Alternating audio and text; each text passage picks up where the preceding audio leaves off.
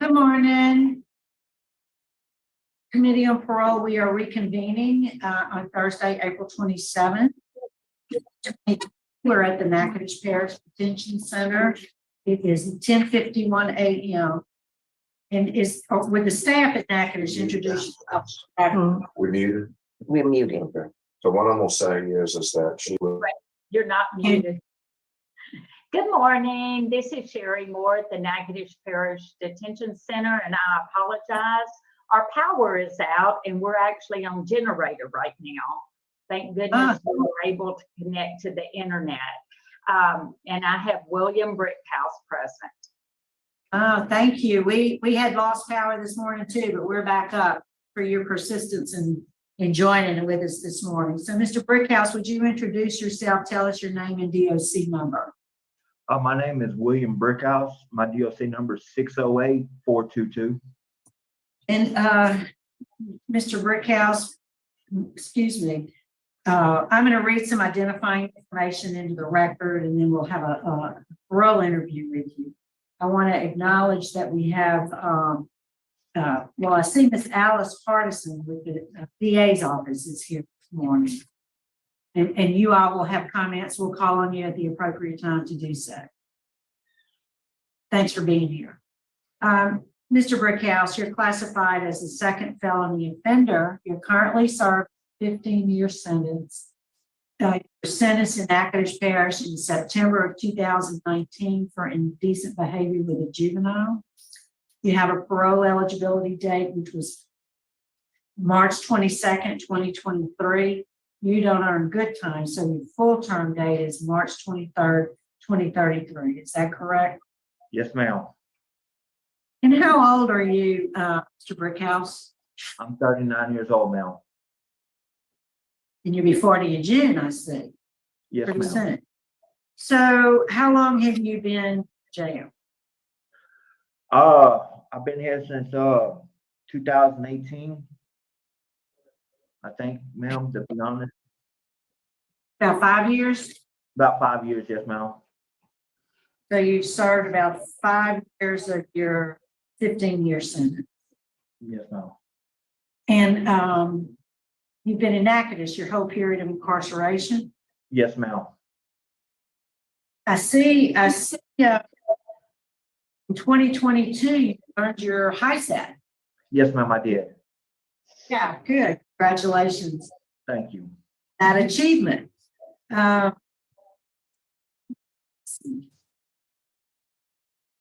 So you sent us a letter. I don't see a date on the letter, but we received it. Yeah, you dated it March 11th of this year. And you're talking about your parole eligibility and the hearing in general. But what you say in that letter is you say, I've learned so much about myself and life in general. Tell us what you mean by that. What have you learned? Well, I've learned that there's consequences for your mistakes. I've learned that what I do affects other people around me, my actions, and how I handle things. I've learned a great deal about myself of the trials I've been through and tribulations I've been through. I've done something I thought I never would be able to do, was achieve my GED. So I'm very proud of that. Good. So have you been able to take any programs? Have you been able to take program opportunities there? What program opportunities, Mel? I'm asking, are there any, I know you got the GED, so that's one program you participated in. Was there anything else made available to you? No, ma'am. No. No, ma'am. And so let's talk about why you're in jail. I mean, I see this as your second offender, but in this particular conviction, the victim in the matter was your niece. Yes, ma'am. And there was, she was between the ages, or the activity occurred when she was between the ages of 7 and 11. Yes, How old ma'am. were you? How old am I? How old were you? I'm not good with math. 20 something. Well, yeah, you're 25, I believe, Yes, ma'am. when it first started. So what was going on in your life? Why did this crime occur? And I don't believe she the only victim of the abuse. Yes, ma'am, I believe so. Well, you would know. Yes, ma'am, she is the only one. I thought you would ask me a different question. I'm sorry. What happened. Wasn't on my right mind, ma'am. I was back and forth on crack. I did have drug abuse that was going on during the time of the crimes. So you say that's the reason? That's the only reason that clouded my mind like that, to do something that way. How old were you when you first started using drugs? 18. Okay. So over a period of 4 years, you abused this child. Yes, ma'am. Have you ever had any sex offender treatments? No, ma'am. And as my understanding, you may have a mental health diagnosis. Bipolar schizophrenia. And do you take medication currently? Yes, ma'am. I'm on my medications. When were you first diagnosed? As a teenager, about the age of Okay. 15. And were you always compliant with your medication? I'd have a manic when I wasn't able to have my meds. I wouldn't get my meds refilled either by me not having the money or me lack of insurance to get my medication, and then I'd self-medicate. With the crack or whatever drugs you get. Yes, So ma'am. how did you afford that? How did you afford that? Stealing. I'm not gonna lie. Well, I'm gonna just be honest with you, Mr. Brickhouse. What's your last write-up? I haven't had a write-up, ma'am.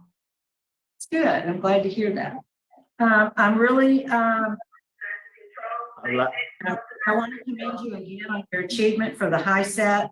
You know, I can't vote positively for you today without some treatment. You need substance abuse treatment and you need sex offender treatment. Would you agree with that? Yes, ma'am. All right. I don't have any other questions, Mr. Rushing. No. Ms. Lyon? No, ma'am. All right. So let me ask the staff there. Is there anything, ma'am, that you'd like to tell us about Mr. Brickhouse, or do you know him at all? The only thing I'm aware of is he's been a trustee for probably 4 years out here, maybe longer. I would have to confirm with Major Henson or Captain Sines. I've never known him to be in any trouble. He's been a role model inmate since he's been here. Oh, good. I appreciate it. So what is your job, Brickhouse, as a trustee? I'm a floor man, ma'am. I get the mops and take care of trash and do the duties around the compound. I basically do anything I'm asked to do. Okay. Glad to hear. We're going to hear from the victim, the DA's office on behalf of the victims.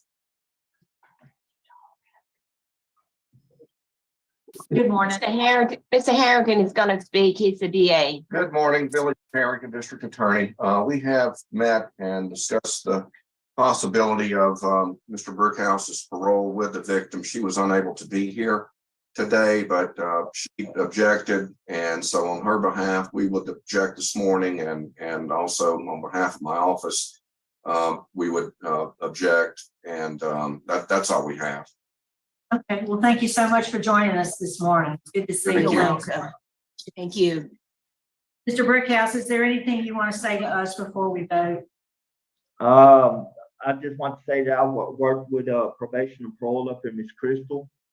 She was talking about the transitional home program. That was if I was able to meet the criteria and for me to go to it. Anything to help better myself. Like I said, this place here does not offer any kind of other programs besides GED. and I wouldn't mind bettering myself. So I was going to try to get out and get into a program to better myself. Right, well, I'm glad you're thinking about your future, but I've already told you, I'm not willing to take the chance on you without the programming that you need. So my vote today is going to be to deny your parole. I'm going to make a recommendation that you be moved to a DOC facility so you can get some sex offender treatment and some substance abuse treatment. Mr. Roche. Thank you, Madam Chairman. Mr. Brickhouse, based on a lack of rehabilitative treatment and programming, express opposition from the judge, the DA's office, law enforcement. The victim is adequately opposed, and Mr. Brickhouse, you simply served an insufficient time for the offense that you could. Mrs. Wise. My vote is the same for the same reason. Best wishes to you, sir, and congratulations on the high set. All right, Mr. Brickhouse, today your parole's been denied. We're going to see if we can get you somewhere to get you some more help. That concludes our business in Natchitoches. It is 11:02 a.m. Thanks for accommodating us today.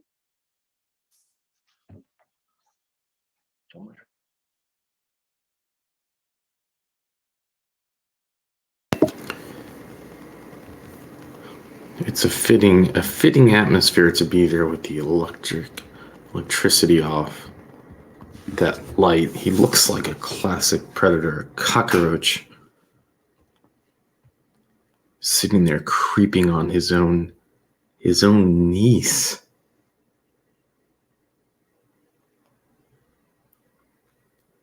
How can you do that to your brother or your sister's child?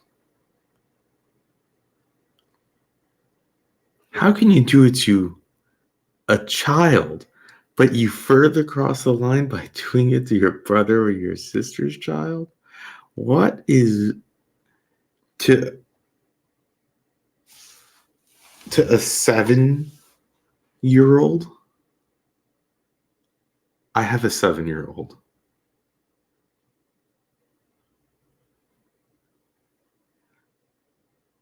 How is it possible that the board even, it's like, I get it, it's their job, but it's like, well, I'm sorry, you don't have enough programs. Who cares how many programs he has? Who cares? How can you give someone 15-year sentence and even have them up for parole after, like, what, 5? Here's the article. Richard shared it. Thank you again.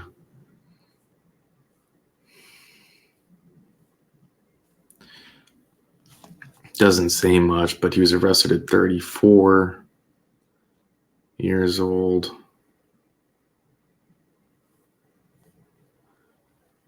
March 18th. He's been stuck at the same jail that he's been arrested at.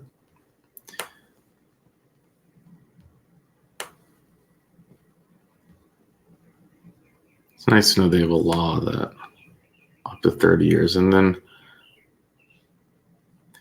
this might just disgust you, but apparently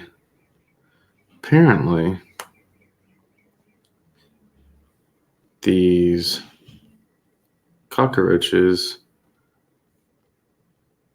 when they graduate, they get the whole graduation garb, black hat, jacket and all, and a picture, and look, they even got a balloon for this cockroach.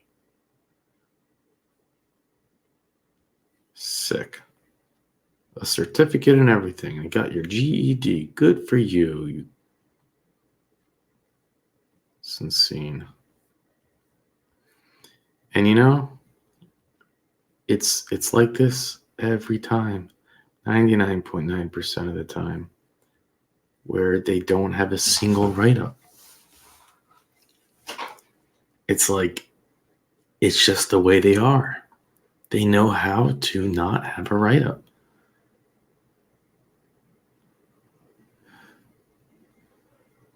It's pretty remarkable when you think about it, that these child predators, that these most despicable creatures in the universe that they are all at 99.9% are able to just have this perfect record in prison. Say maybe 95% if we want to get technical. There's a couple that we haven't.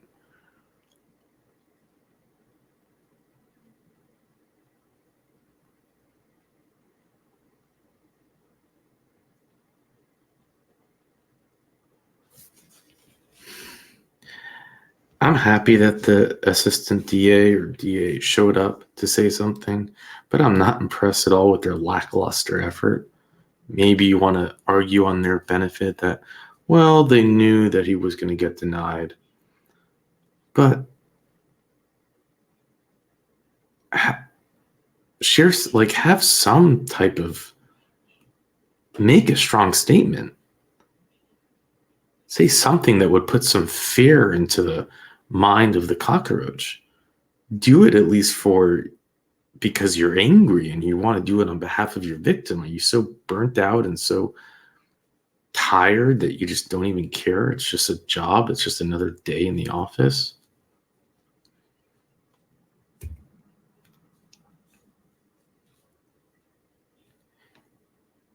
You do this to a child, you steal their innocence. You change the course of their lives. Of if they have children, their children's lives. You're changing the course because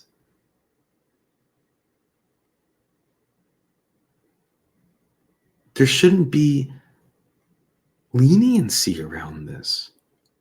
Now, he took a plea deal. They got 15 years, which is actually, for Louisiana, pretty decent. The most I've seen is 20, and we've seen as little as 5. We've actually seen as little as just a few years probation. House arrest or whatever.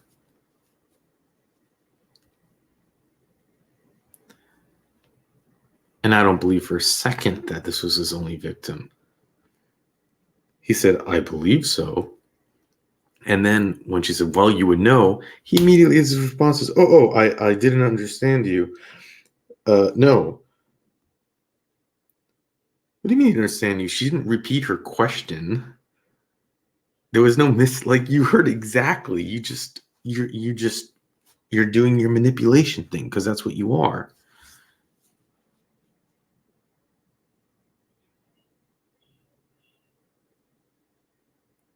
They should have probed. They should have accused him. They should have. Don't be kind. He doesn't deserve it. And there's no curing him. And that's what just gets me angry. You're kicking the ball down the road. He's going to get out. And the idea that he could even get parole 5 years into the sentence, that means you're putting the victim, the victim had to know that she did know that this day was coming. We have seen people come up and say that the victim was sent to the hospital through stress and couldn't make it because of that. We have seen victims who do show up and just break down. You're going to make a victim? It's like, you got to be kidding me. Now, I know that they recently passed a law that requires, and it goes into effect in the summer, but I think it'll be retroactive for this, that he can't apply for another 5 years. And it used to be they could apply, I think, a year after. So for these kinds of crimes, they have made some changes to keep the victim in mind. It's baby steps towards doing the right thing.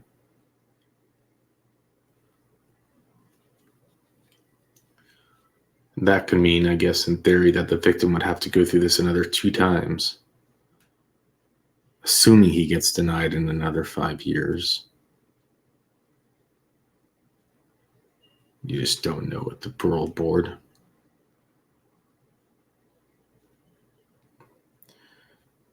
Now, I have seen some examples of why they do these plea deals, and it's a hearing I'm putting together for my backup channel.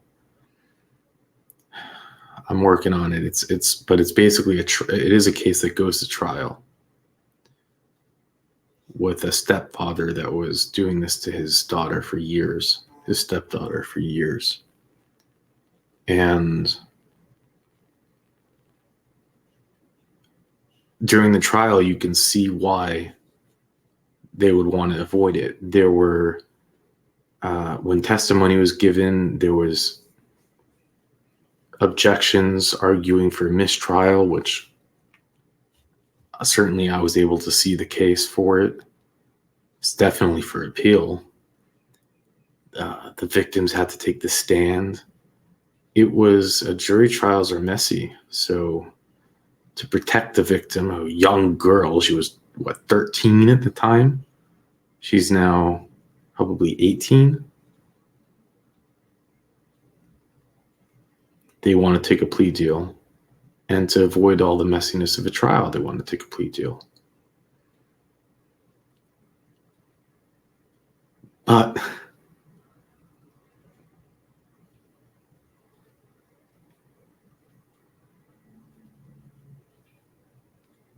they have to start giving out. They still, I would argue, the counter argument for that is, well, what if it was a murder? Would you give a plea deal for a murder because you don't want the messiness of a trial?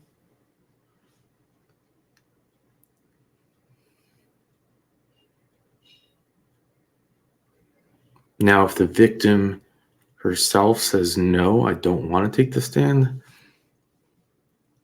that's a totally different thing.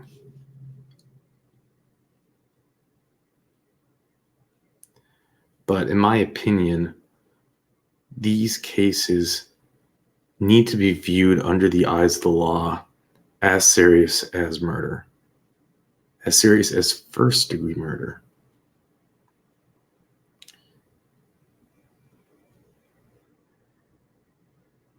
And the thing is that someone can commit first-degree murder or second-degree murder and never commit it again. They can go their whole lives with never harming someone again. It happens all the time. People get away with murder, but they're doing it for a crime of passion. They're doing it for some, but this mental disease, this person won't stop. So how many children's lives is he going to? I don't want to say destroy, even though that word is fine, and I've said it many times, but I think it's to alter, to just destroy, because it's not fair to a child to say that their life is destroyed. But I don't know. How many lives is he going to? Innocent children. It can be countless. Even if it's, what are the odds? Would you bet that he won't do it again when he gets out? I wouldn't.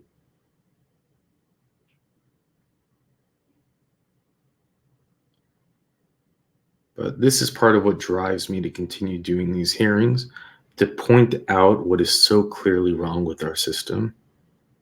Because without us knowing, it happens behind closed doors. It's a small little bucket of people that know about it. The victims who feel helpless,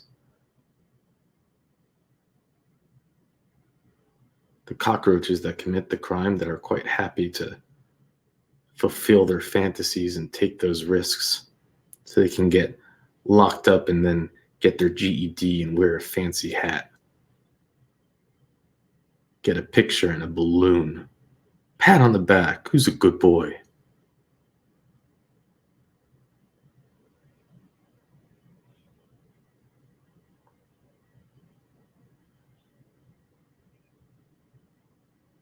They actually got him a balloon.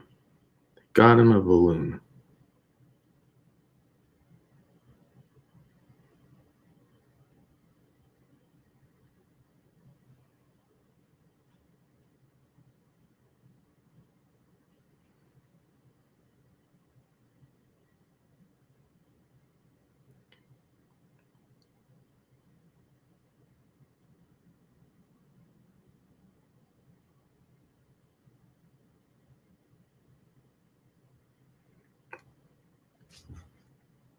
With that, I'll let you go.